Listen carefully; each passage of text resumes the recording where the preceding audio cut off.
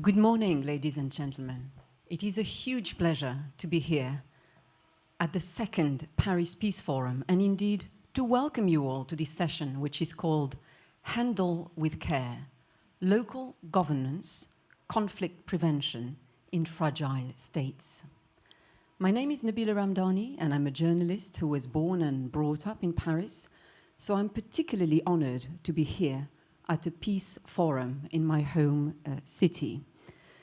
We have three wonderful guests today who are as keen as myself to tackle issues that are crucial to all of us and that indeed affect us all. I'll introduce them to you very shortly. We are, however, we have a depleted panel today. Two of our guests, Dr. Franck Bousquet from the World Bank and Niger's planning minister, Aïchatou Boulama Kane, are in a fragile situation themselves, so I'm afraid they can't be here with us today. But, and they of course send their apologies, and we are very sorry ourselves that they can't be with us. But I can assure you that we are still going to enjoy a very stimulating discussion. Effective government and the need to end wars as a means to sort out problems was at the heart of Pascal Lamy's vision for this Paris Peace Forum. And I really do want to thank Mr. Lamy for his work as president of the executive committee, and indeed thank the Aga Khan Foundation for getting me involved. We must not forget President Emmanuel Macron of France either, somebody I was delighted to speak to yesterday when he made his speech here at the Peace Forum. I also spoke to Mr. Macron just before he became head of state in 2017. And peace was at the center of all his discourse. He told me about growing up in the Somme department, a region devastated by 2 world wars, and how he never wanted to see European neighbors going to war against each other again. Mr. Macron and I expect everybody else attending this forum to be an advocate for durable peace and indeed collective action against, aimed at preventing conflicts. And this is by no means a political point. We all expected to disagree with each other on all kinds of issues. It is instead a fundamental point of fact about survival and indeed creating the conditions for us all to flourish. The #1 duty of any administration in any state, whether in a mature, functioning democracy or indeed in the kind of fragile state that we will be discussing today, is to keep people alive. And that is why forums like this one are crucially important. The Paris Peace Forum was only launched and inaugurated last year, and yet it immediately drew 65 heads of states and government leaders. They were joined by officials from all walks of life, including from international organizations committed to peace and various religious groups. More than 100 countries were represented in all, so creating our very own United Nations here in Paris. It is also entirely fitting that the event is happening once again around November the 11th, which is of course the anniversary of the First World War armistice.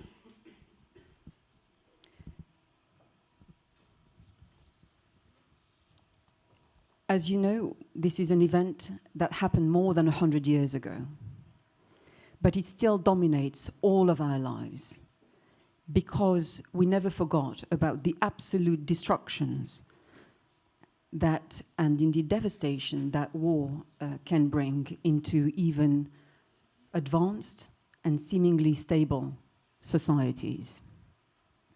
Look at the terrible conflicts that are happening as we speak in Afghanistan, in Syria, in Iraq, in Yemen, in Palestine, and across the African continent. By fragile states, we are referring to nations that are wrecked by instability and conflict, to places where peace is by no means assured, and where the life chances are extremely and severely restricted because of war and all its consequences. And our panel today will consider how exclusion, the exclusion of people from political, social, and economic domains can be addressed through participation. And as they will highlight, fragile environments are not inevitable, and that's why we won't just dwell on the horrific situations, but also propose concrete solutions. And it's this kind of projects that we will be discussing today. And I'm very delighted that our speakers are, like everybody in the forum in general, from different and indeed from a wide range of backgrounds, different sectors, different regions, and indeed different experiences. And my panelists today are Dr. Well, not, no, I can't call you doctor, you're not a doctor. Christian Kramer, who is director of the KfW Development Bank, covering Afghanistan, Pakistan, and Iraq. Dr. Najmuddin Najm, who is Chief Executive Officer of the Aga Khan Foundation in Afghanistan, and indeed Mark Friedrich, who is Head of Unit at the Instrument Contributing to Stability and Peace at the European Commission. So please do give our guests a very warm welcome.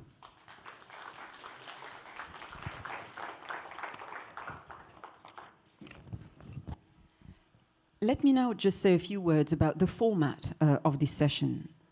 I will get the conversation going by asking questions and inviting panelists to answer. And this will, of course, provoke conversations and indeed exchanges between our speakers. And I would then want to bring as many members of the audience as possible for a discussion, and you'll have a chance to ask questions during our last 15 minutes. I will then conclude the session with some closing remarks. I would also like to remind you that you have translation devices at your disposal, and you can use 9 for English and 10 for French. Let me start this discussion by providing a bit of context and indeed highlighting the very bleak findings recently published in a report by the World Bank about what is referred to as FCV, that is to say fragility, conflict, and violence. The report's key finding is that by 2030, at least half of the world's population, half of the world's poor people, more specifically, will be living in fragile and conflict-affected areas. And there are all kinds of very alarming conflict-related observations in the report, ranging from concerns about enormous numbers of war refugees in the world to gang violence.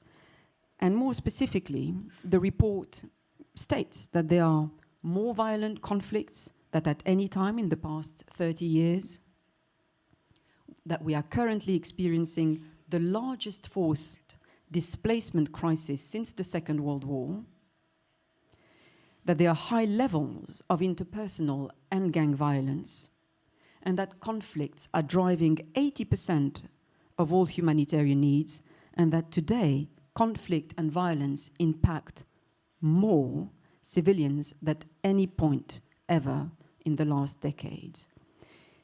In other words, what is called the global fragility landscape is significantly worse. So I'd like to spend some time with my guests today to perhaps highlight what the problems are. And I would like to draw on the regional experiences and indeed expertise and hear about your work in specific parts of the world. If I can start with you, Christian, you're Senior Director of the KfW International Development Bank, as I said. What do you identify as the main challenges in the troubled parts of the world that you operate in? Yes, thank you very much. And first of all, let me just say I'm delighted to be here. It's a pleasure to sit on this panel with those delighted colleagues. And I have to say, since you mentioned President Macron, I had the pleasure to listen to his speech yesterday. And I really have to say, being a convinced European, it was a very inspiring speech, I have to say. And that made my day yesterday. But let me come back to your question. And when you ask me about the challenges in the region I'm covering, first of all, I think it makes sense to say what we are doing. KfW is a development bank. That means it's an implementing agency. What we are doing is taking money from the German budget in order to put it into projects, financing projects in the respective countries. May it be a hospital, may it be a power plant, a hydropower plant, may it be a sanitation system in a city. That means our natural partners in those countries are the respective ministries. So when we are discussing building a power plant, we're discussing with the respective Ministry of Energy. If we are discussing building or repairing destroyed hospitals, we're discussing with the Ministry of Health. That means our natural partners are the institutions in those countries. And it's often said, and that's something I really have to say, that's a right point, the main aspect of fragility is weak institutions. And that, for us, is the main challenge when it comes to those countries. And if you look at the countries we are covering in my team, Pakistan, Afghanistan, Iraq, you would say they're all fragile, which I would agree, but they're very different. And the extent and the ways of fragility is very different. So, for example, if you look at Pakistan, a functional democracy, elected a new president, a free press. On the other hand, pressure from religious extremism, pressure from IDPs, pressures from refugees coming from Afghanistan, for example. That certainly puts a certain pressure on institutions and is weakening them.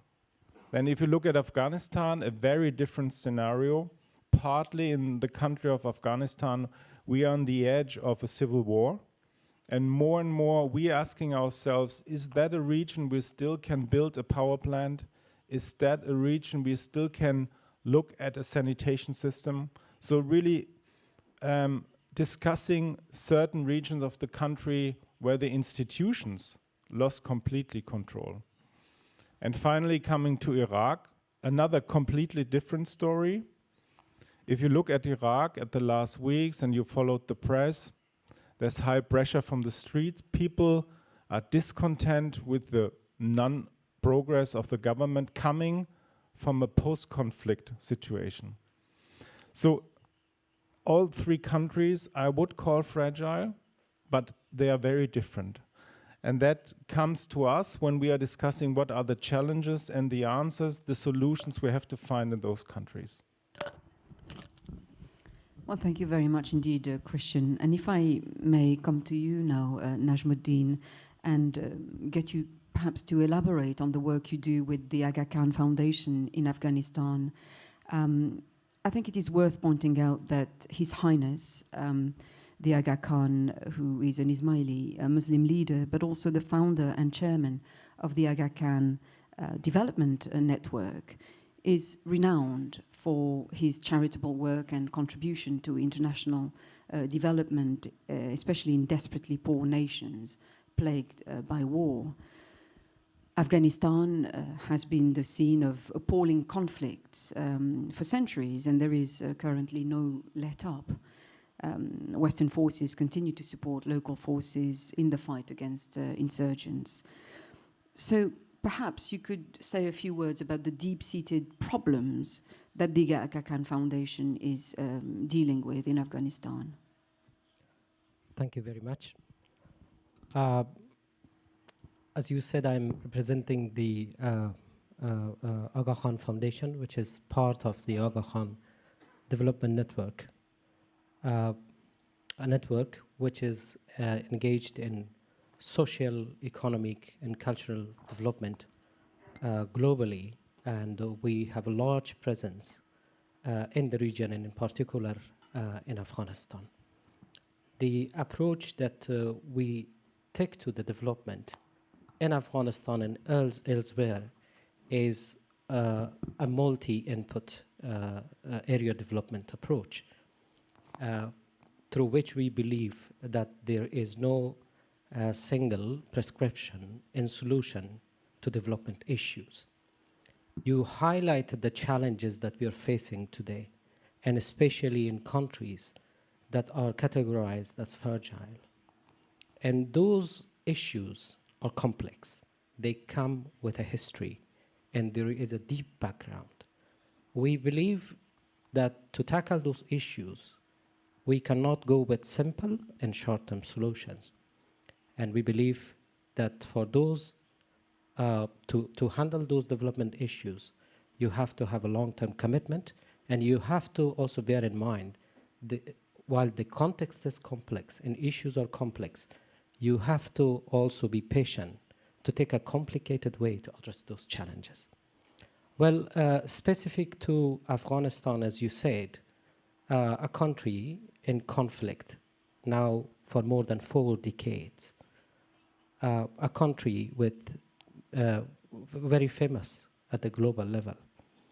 It's too difficult to draw a black and white picture of that country.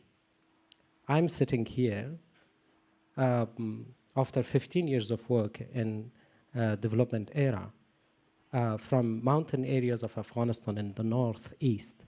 15 years ago, this was not possible for the country. There are challenges. We know that there is an increasing trend of insecurity in the country. We all know that the country, because of many reasons, are affected by man-made and natural disasters. The impact of the climate change is very obvious in a country like Afghanistan. And we know that there are areas and issues that both government and communities are struggling to come over. But a lot of achievements have also been made in terms of improvements in education, improvements in health, improvements in infrastructure, improvements in institutional development in the country. We look at both challenges that we are facing, but also opportunities and potentials that exist in Afghanistan and all those regional countries that we are active. The country still has a long way to go, and then to have the required capacity, institutional capacity at all levels. The country has a long way to build full confidence around the democracy exists in the country.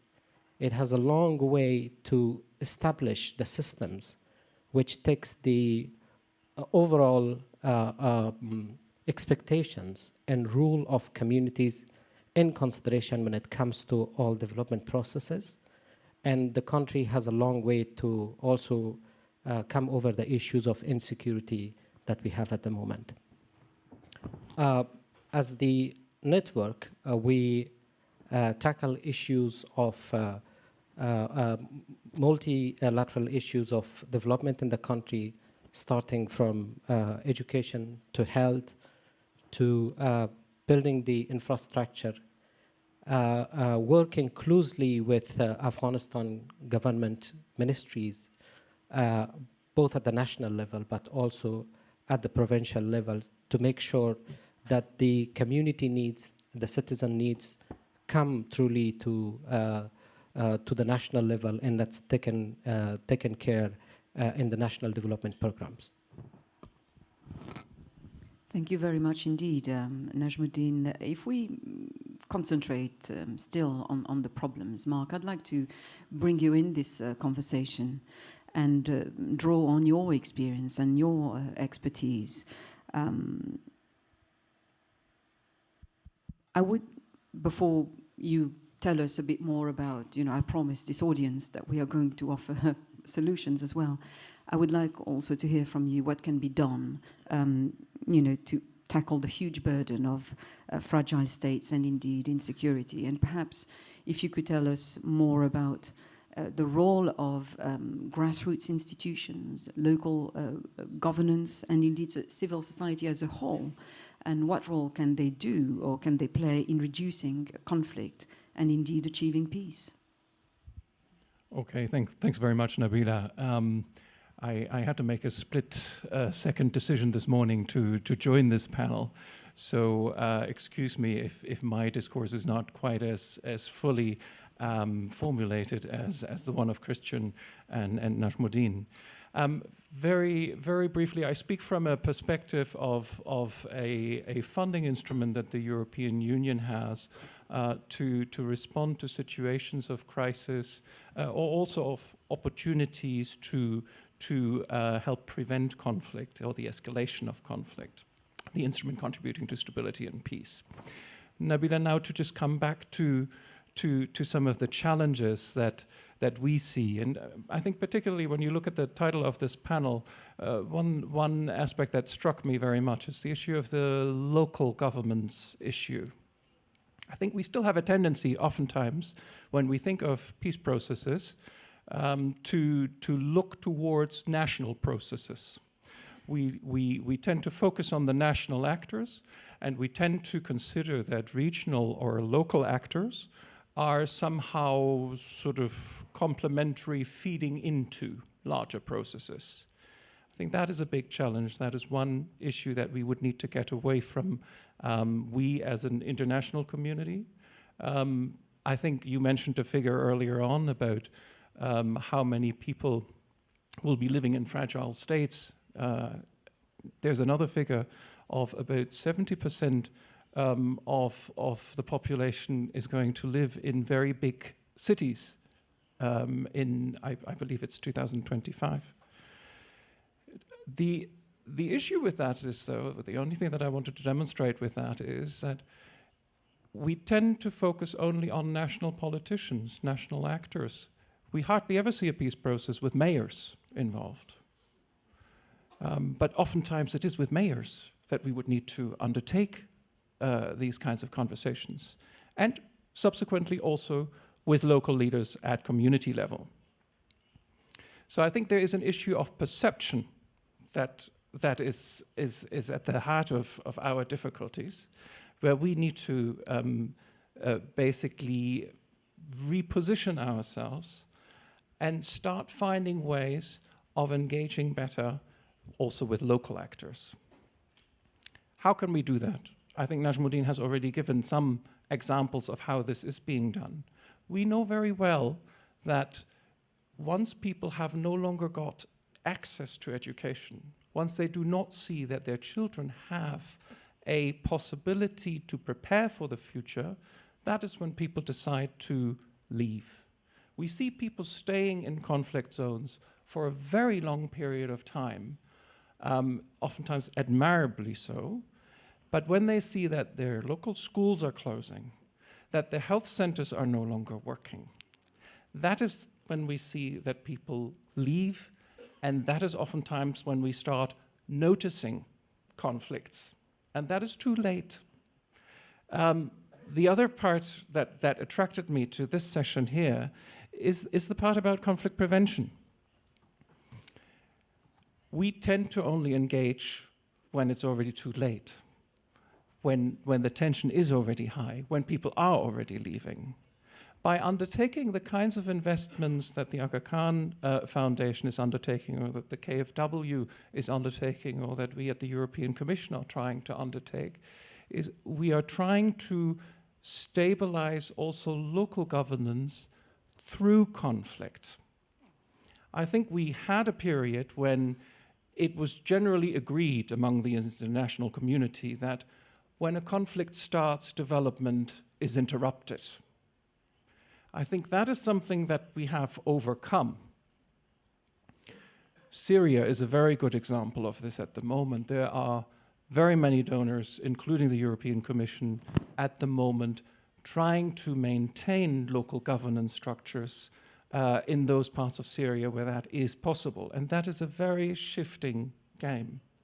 And it is one where it is impossible to do this through the kind of large-scale programs that you can undertake reasonably in peaceful situations, but it is one where one has to be extremely careful of how one works with different communities, how one evaluates also their political opportunities, their political possibilities and their limits to be able to undertake that kind of work. But if we manage to maintain local governance in these kinds of situations, the possibilities for reconciliation and for rebuilding once a conflict comes to an end are much higher and much better. But I want to briefly maybe then also come to the issue of how do we actually undertake conflict prevention, and there maybe make a point that is not so widely recognized yet. I think for better undertaking conflict prevention, we have to go to the local level. And we have to do this with much better data and with much more fine-grained data, which we ourselves cannot not possibly get. I will speak very honestly about our current efforts at undertaking early warning and conflict prevention measures. Most of the time, the people who undertake the analysis are people who look like me, Western educated, highly academic, oftentimes more men than women. And we do not necessarily, with that we can get very articulate analysis of a country situation, maybe a regional situation, but we do not get the kind of fine-grained analysis that we would need to actually address grievances before they become violent conflicts at local level. Now, how could we get there? I think the only way to get there is by making sure that we have a critical mass of people in rural and urban areas who can detect what are the early signs of violent conflict and how can these best be mitigated before they actually turn into violent conflict.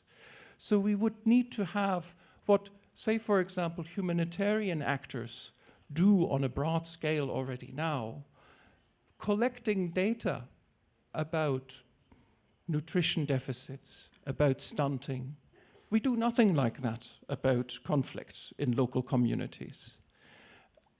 I think we would need to build such networks and to be able to capture where is conflict imminent, where is conflict likely to turn violent, to get better at how do we actually then start addressing it. And I think also there we need to rely much more so on the local skills of, say, students who come from that area, business people, but also local authorities.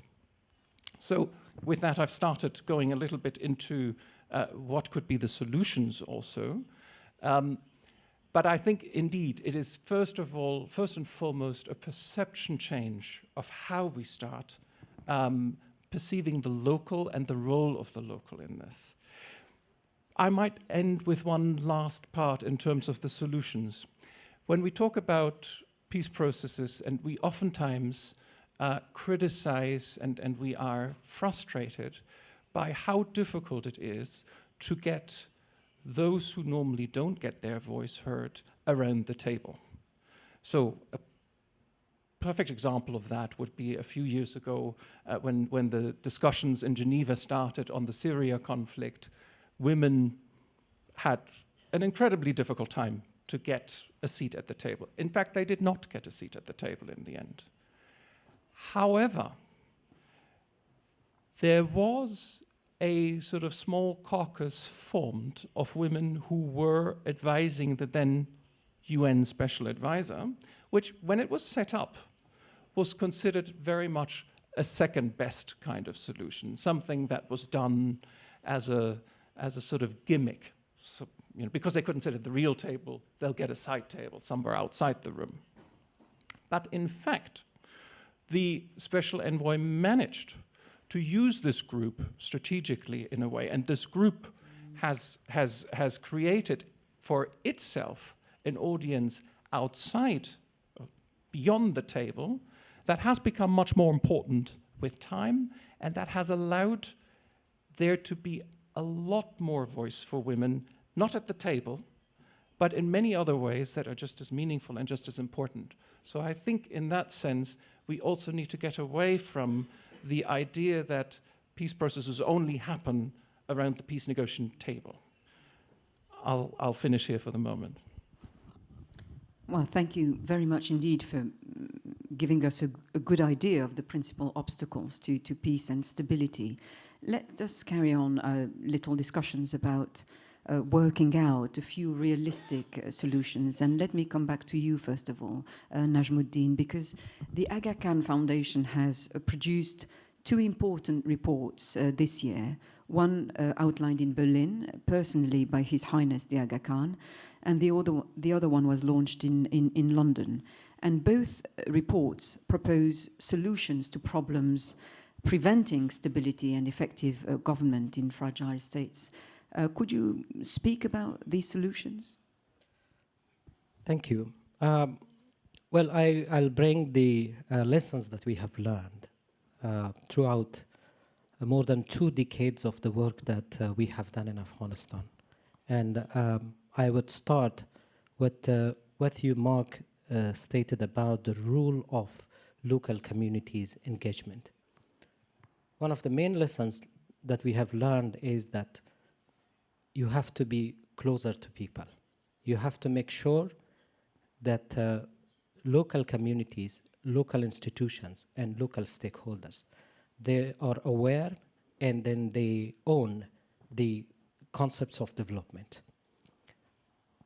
We have also learned that communities, they can play an important role in any changing trend in the country. If you remember 2014, that is the year where the drawdown of the international forces from Afghanistan started. And with that, there was also a decrease at an international level to commitments to Afghanistan. While we know the impact of those forces in supporting Afghanistan government and the whole international commitment to the country, but one fact that was not coming to the surface as we were listening and as we were watching more about the military interventions was the impact that the decrease of the commitment to Afghanistan was making on the local communities. And as you rightly mentioned, Mark, when people see that the space is shrinking for investment in education, in health, in infrastructure, in economic development, that is something that creates the factor of fear within communities. We have to bear in mind that we should not underestimate the power of hope and the danger of fear and hopelessness. Thousands of people left Afghanistan and then they became refugees in Europe and many parts of the world. It was not only because they were afraid of only insecurity. That country and the community in Afghanistan, they have the resilience of dealing with conflicts for the last 50 years. What was concerning for people was saying that they will not be as much engaged, they will not be as much supported as they were by the international community. My message from that point is that we should not leave those areas. We should not leave the attention. As I said in the beginning, it's a long-term work, and we have to make sure that that's continuing. The other lesson that we have learned in our work is creating the ownership. You have to make sure that you take communities, you take the stakeholders at all levels of your work. They will provide the protection for the development work. They will provide the protection for their own future. And we have examples of the collaborations that we have with German government and KfW in Afghanistan.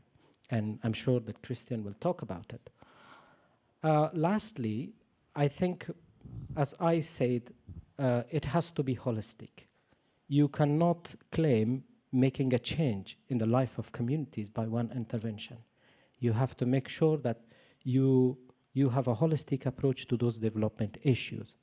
In the reports that you have referred, one of those reports talk about the regional cooperation. The successful model of cross-border interventions that we have done. And we have seen that as a complementary work to the development efforts that we do in the country. So the regional potentials, the regional capacities, and the way that the regional countries can help each other to overcome the issues is one of the other lessons that we learned as the Aga Khan Development Network in Afghanistan. Thank you very much. Please feel free, Christian, to come in and complement what Najmuddin has just said, especially that, as he mentioned, some cooperative work between your two organizations. Yes, thank you. And let me give you a concrete example of the cooperation between Aga Khan and KfW that really goes into the subject of local community stabilization. 10 years ago, we introduced the North Afghanistan Stabilization Program. We were asking ourselves, what are the right partners to implement small infrastructure projects in northern Afghanistan? I said at the beginning, we're dealing with weak institutions. We came to the conclusion that central government is not the right partner, since there's only a limited capacity, and we wanted to deal with a more district level. So we were looking at partners that are well connected, well rooted in the districts of northern Afghanistan, and we found 3 NGOs that are, and the main NGO is Aga Khan. And we did a concept of involving the local communities by establishing district development assemblies. It's those assemblies that decide which project is done and which not. So they get a variety of offers, and then they are ready to decide, in our district, this school is much more important than maybe this other health institution or whatever other project. So a clear contribution, a clear commitment from the local government that establish some kind of identification with all the projects. And I'm an infrastructure guy, so I want to build infrastructure, and more important, I want to last. I want that it stays there for a very long time, that people get the favor from it, and I want it to be maintained. That's also very important. It's not only to have something built in a certain time frame, in a certain cost frame, but we want those projects to last for a very long time. And so for me, another success factor of this program is that we also installed committees of maintenance, where people from the local communities take the responsibility to maintain certain projects in order to have them for a very long time. So finding a partner that is deeply rooted in the local community, for example, Aga Khan, and finding together with those deeply rooted partners a system of including the local people. For me, that is the main success factor for this program that lasts now for 10 years. And we will postpone it for another period since it's working very well. Well, you've mentioned the absolutely crucial necessity for long-term solutions. And indeed, you use the word stabilization. Now, stabilization is, of course, essential to sustaining durable peace in a state. But what I'd like to know is what is usually understood by stabilization as a concept, and how can we measure stabilization?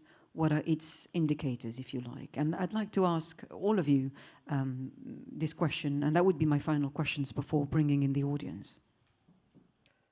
Well, when we talk about the stabilization, I think a big picture will come, that a country will be peaceful. I think that's the outcome. We have to make sure that we stabilize the processes. We stabilize the institutions.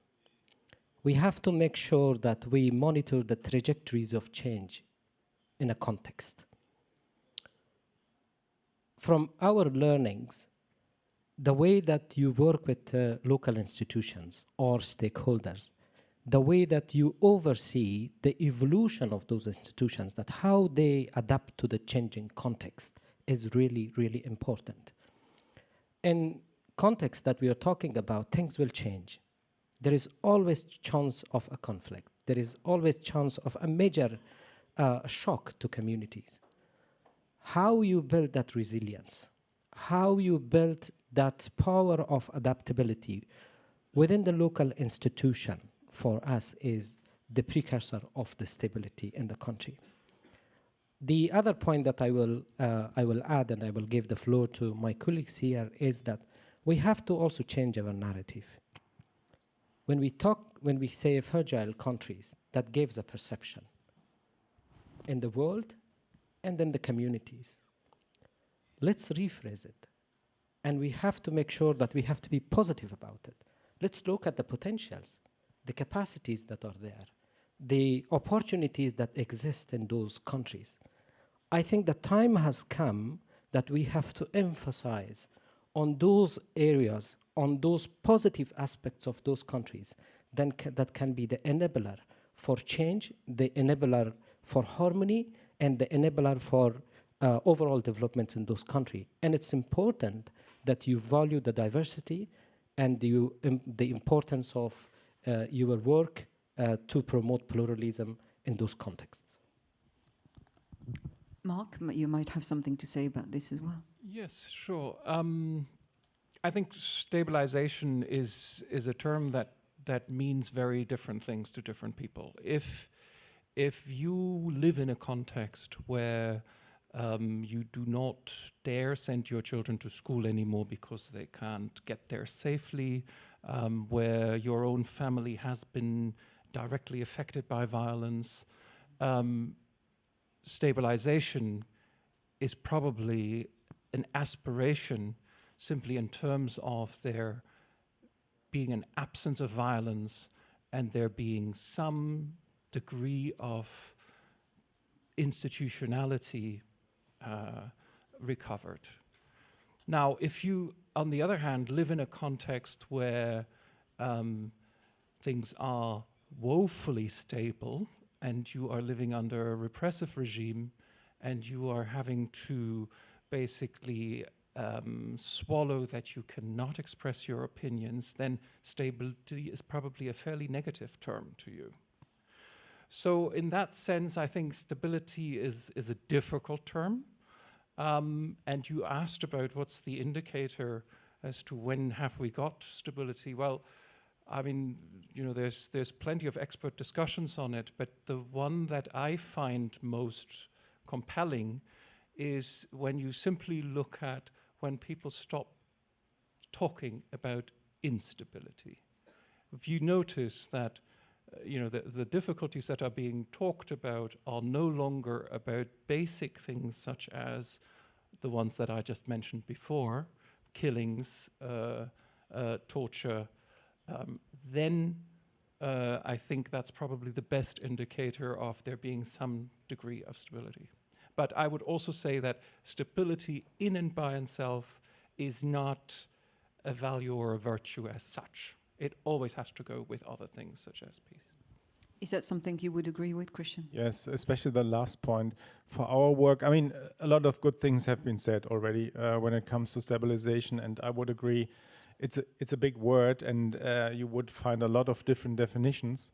But in our work, it's always important when we look at, for example, a post-conflict country, when we're dealing with urgent needs food, water, dealing with refugees or IDPs, we always have to think about the next phase, about the phase after the urgent stabilization when it comes to financing, fulfilling the basic needs of institutions, of people, rebuilding infrastructure, for example. So to think it right from the start as a concept and not just stepping into stabilization now and then, what we're doing next. So starting as a concept right from the start. Well, thank you very much indeed, gentlemen, for your valuable insights so far. And it's been a very fascinating discussion so far. And I would like now to get everybody else involved and open up the session to questions. So please feel free to ask whatever you want and make sure to state your name, your organization before your question. Can I go to the gentleman in the first row first and then the lady here?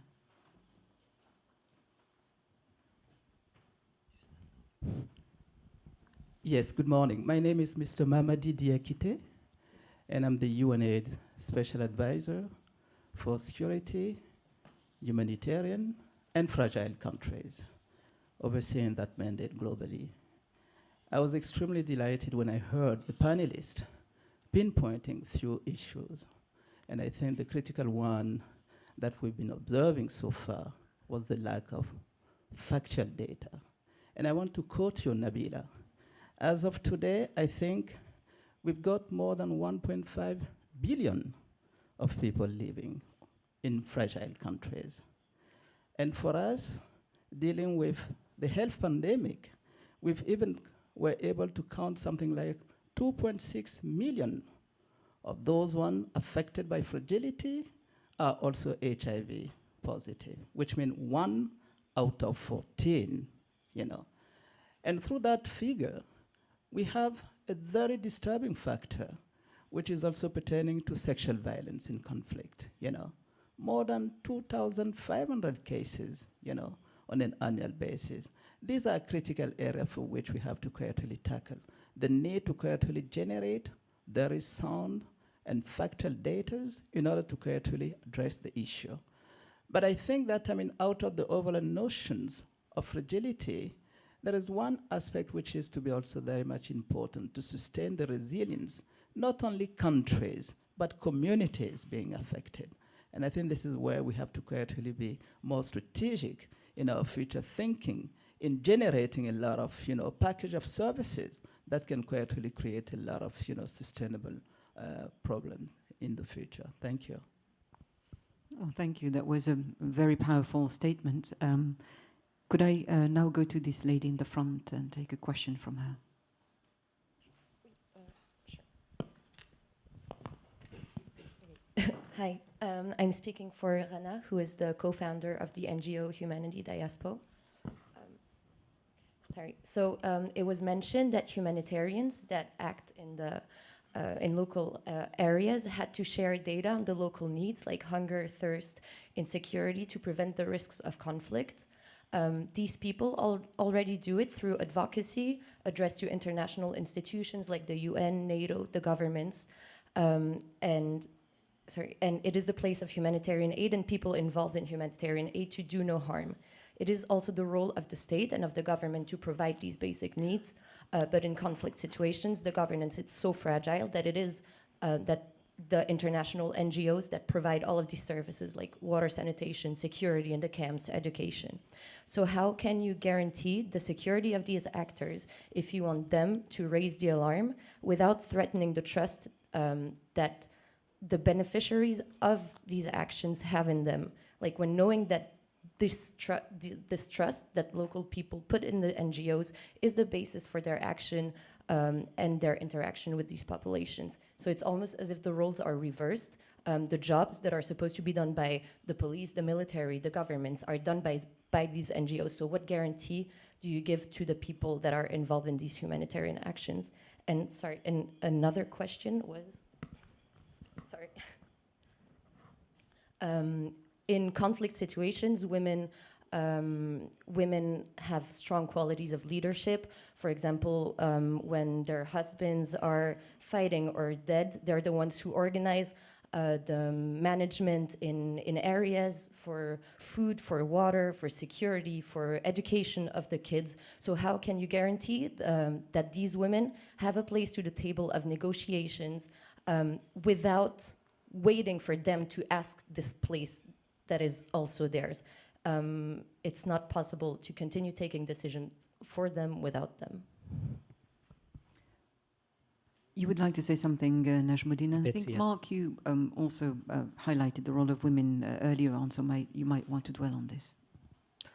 Well, to the question that how you ensure the safety and security of your beneficiaries and also the aid workers and stakeholders, for us, acceptance is the main concept. You have to make sure that the interventions that you're doing in the ground is understood, and as I said, it's owned by communities. In 2004, we started the first batch of the community midwifery education program. And an example is that in 8 border districts with Tajikistan, because of the lack of the human professionals, we had to recruit 24 midwives from Tajikistan to serve in Afghanistan border districts. To overcome that challenge, we, with the support of international donors, we started the community midwifery education program. In 2004, we were struggling to get girls from 4 villages to come to the provincial capital, stay there for 18 months and get that education.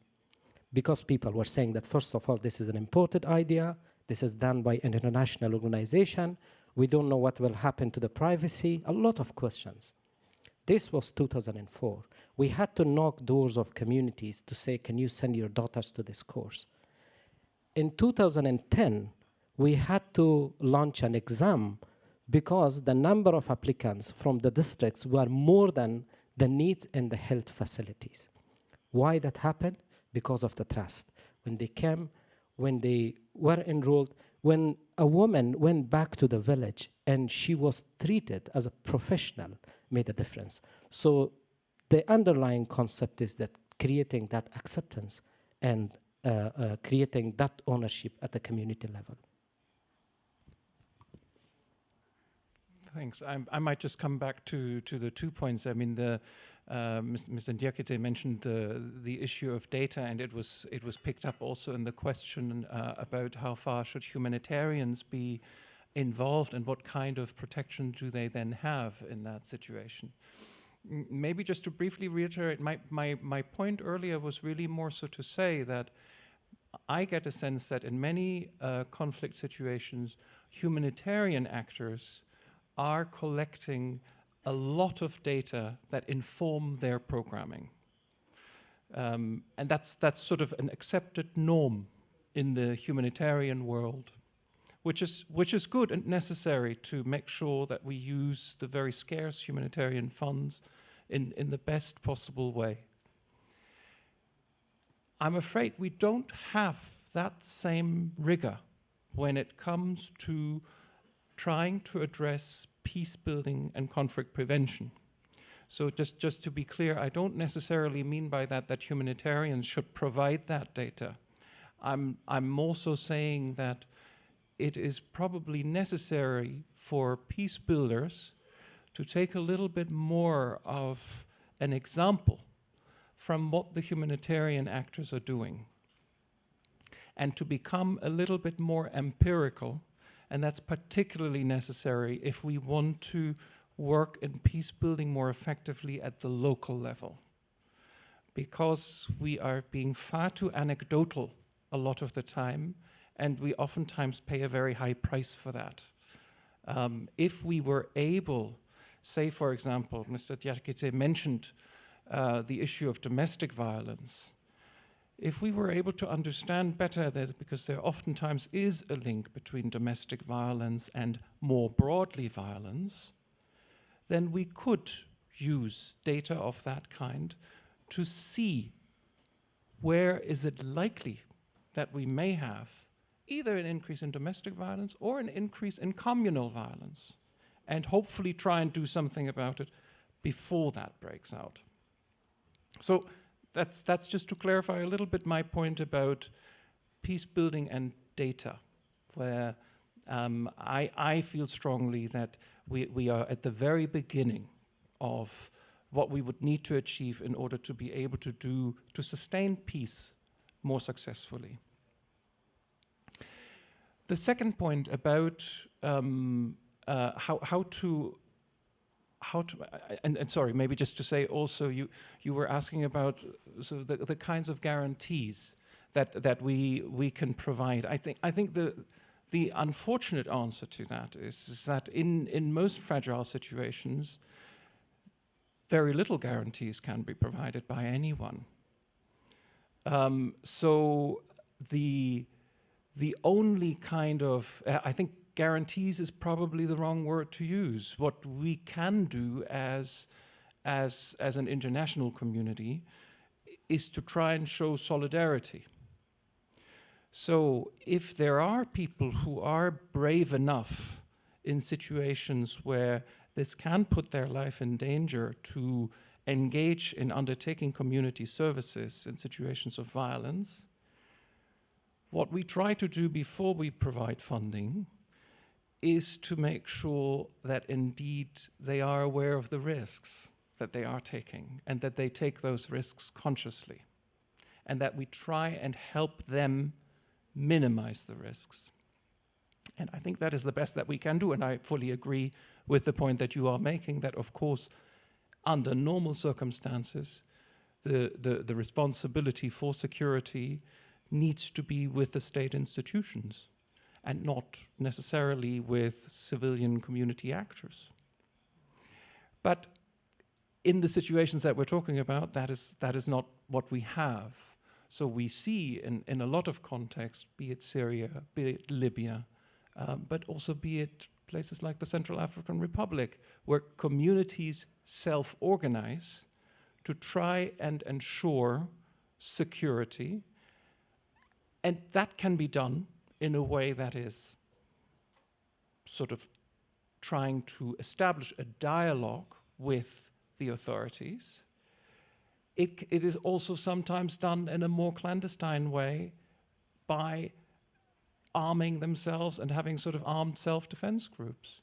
What we as international community can try and do is promote more of the former and try and discourage the latter. I see that a lot of the time, particularly when it comes to negotiations with, local negotiations with security actors, women take a very important role. We need to be able to, but oftentimes we don't recognize that very easily. Therefore, as international community, for us to be able to do that better is we need to have sort of the step ladder of our contacts with European or international civil society, national civil society, local civil society, down to such a fine-grained step ladder that we can actually intervene at that level and make sure that those women and men who are able to undertake those kinds of initiative at local level are identified and supported. We're not very good at that yet. Thank you. Not sure if I answered your question, but I've tried. We have time for two very brief questions and very brief answers as well. Let me, because I have noticed this lady in the first row and the gentleman in the beige jacket as well.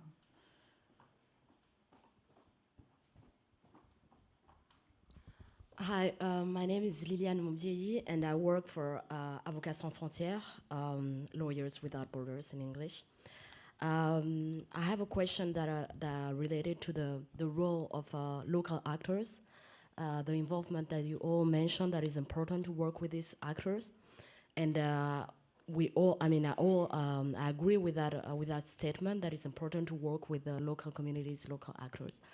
However, what we observe in our countries of intervention is that some international institutions are reluctant to work with this with traditional authorities, in the sense that some of them don't work as formal institution. And I would like to know, how do you think we should reconcile this this discourse of it's important to work with the local actors, but at the same time to work with these traditional authorities that are benefit of trust from communities, that are very close to communities, and who also really understand some of their realities and can be important actors in preventing and resolving conflicts. Thank you. Thank you. We'll take the next question at the same time, please. Bonjour, je m'appelle Amadou Ouliba.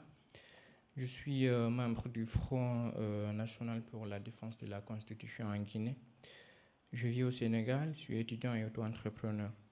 Ma question s'adresse à Dr Marc, et puis elle est particulière. Aujourd'hui en Guinée, nous sommes en face d'un gouvernement qui projette de modifier la Constitution en vue de promouvoir un troisième mandat ou bien une gouvernance à vie. Alors, Monsieur le Président de la République, Alpha Condé, il est à son second et dernier mandat. Normalement, la Constitution en vigueur ne lui permet pas de modifier la Constitution, mais il s'entête à le faire. Et en Guinée, aujourd'hui, il y a des séries de manifestations organisées par cette organisation, le FNDC, dont je fais partie, et il y a des morts, et c'est déplorable. Et donc, l'Union européenne, dans sa politique de prévention des conflits ou des crises éventuelles dans les pays du Sud, notamment en Guinée, je voudrais savoir quelle est la position officielle de l'Union européenne par rapport à cette situation qui prévaut dans mon pays en Guinée, et éventuellement quelles sont les mesures que l'Union européenne prendrait en vue d'éviter une crise encore dans mon pays. Merci. Two very brief answers, if we may. Maybe I come back to your question. I described the system of the district development agencies in our program, and your question is very valid. The answer, maybe you can add, the answers we tried to find was to combine these local people organized in these district development assemblies with some education when it comes to gender, when it comes to district visioning, exactly. So to combine this level of decision with some educational factors. Absolutely. Well, I think if I stick to that example, one of the issues that we were facing at the provincial level was that there was always an annual provincial development plan developed. But how the priorities at the district level were chosen was a big question. So what we did, that through the collaborations that we had, both at the provincial level and at the district level, we engaged district level and provincial authorities with communities to sit together and to get some capacity building interventions, including, as you said, the district visioning, the prioritization process, and to also the trainings on conflict resolution and trainings on common property resources management and operations. So communities will identify those projects. The authorities will endorse that at their district level, and as part of the local government, those projects would become part of the provincial development plan. I completely agree with you that you should not lose one or the other side of the equation. You have to make sure that the work that you do at the local level is always supporting the penetration of a legitimate state into those local areas. Maybe very briefly, I will start also with a question on how do we engage with traditional leaders. I think there can be an institutional bias. I mean, all of us here on the panel represent institutions that are set up according to certain structures, according to certain values, and for us, oftentimes, a sort of a spiritual leader in northern Nigeria may not speak in the terms that we can understand, may not share the same values. So I think there can sometimes be a bias from our side that stops us from engaging, simply because it is something, it is an unknown entity. That I think we need to become much more dispassionate about, and we need to start looking at who are the actual leaders in communities, and how far are their values really as we preconceive them, and even if there are some that we might not share, there might be others that we do share, and where we should work together. I'll give you one example. We have recently undertaken some training of traditional leaders in northern Nigeria on how to use Facebook and how to use sort of social media to communicate with youngsters. Simply because we noticed, and we were told by local civil society organizations, that there was an intergenerational conflict and that the traditional leaders had a key part in this, and that they did not know how to communicate with youth in their own constituencies. So this was something where we were able to find a way of doing that, and I think we need to do more of that. I will very briefly then come to the gentleman from Guinea. I'm afraid I can't give you the official position of the EU on Guinea at the moment. I'm not working on Guinea specifically.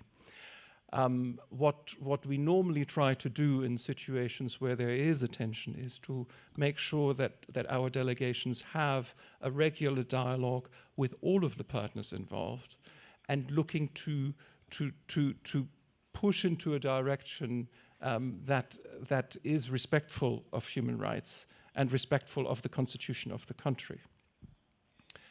But perhaps to say more globally, I think that in a lot more conflicts what we are seeing is that what the position of the European Union or the position of the United States or the position of any of the large governments is increasingly becoming less relevant to how conflicts pan out at the local level. So what we would need to invest in more so is, for example, we are looking to undertake a project with not only but also African universities and students' unions to try and make sure that we build enough critical mass of people who have an understanding of what conflict sensitivity is and how peace building and conflict mediation can be carried forward. Because in the end, it is those people who can make a difference, much more so than even an experienced diplomat sitting in Conakry and trying to understand what the situation in the country there is at the moment. So I think it is in those ways that we may be able to be helpful, rather than in the statements that we can make. We also need to make those. They have their place. But it's not the only and perhaps not always the most pertinent way of addressing conflict.